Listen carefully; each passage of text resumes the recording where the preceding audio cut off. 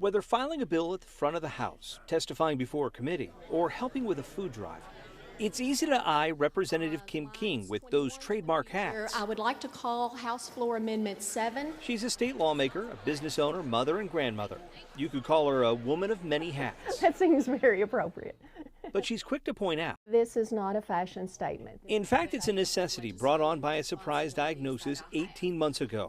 One that could have killed her, forced the Mercer County Republican to relearn basic skills, and reaffirmed her faith. God is good. His providential care has been one step ahead of me the entire time. Her husband hurt his back doing yard work. She went with him through his appointments and made a passing comment to his doctor. I thought I might have had carpal tunnel syndrome, which is very common, with a lot of folks. My fingertips were tingly, and sometimes I would drop things. But causing her neck pain was something far more serious, a tumor in her spinal cord. She had 2 weeks to do something about it. As fate would have it, Representative King's husband was already at Norton Brownsboro, one of 3 hospitals in the eastern U.S. that deals with her rare situation. The indications that they gave were that it would have disrupted the involuntary functions that your body has. You would have died.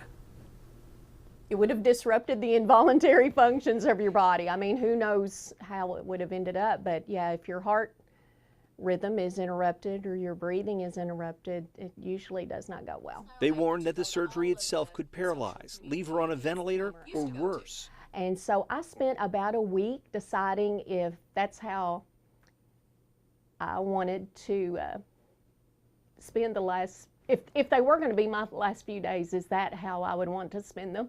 Or I felt good at the time.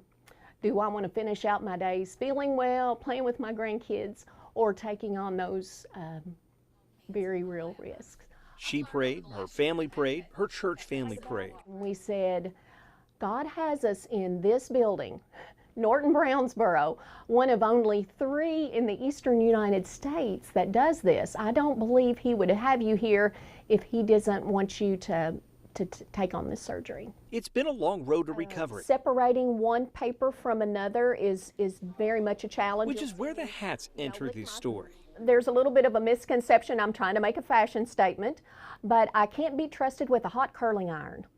I just can't. I can keep my hair clean and brushed, but I can't be trusted with any kind of styling implements. In fact, she revealed to us a secret. There aren't so many hats. 2 or 3, a little black one, a brown one, and a burgundy one, and sometimes you'll see it with a scarf wrapped around it, so it might look a little bit different. So now you know the story of the woman of many hats, state lawmaker, mother, grandmother, business owner, and survivor. Well, God's good. God is so good. Chris Williams, WHAS 11 News.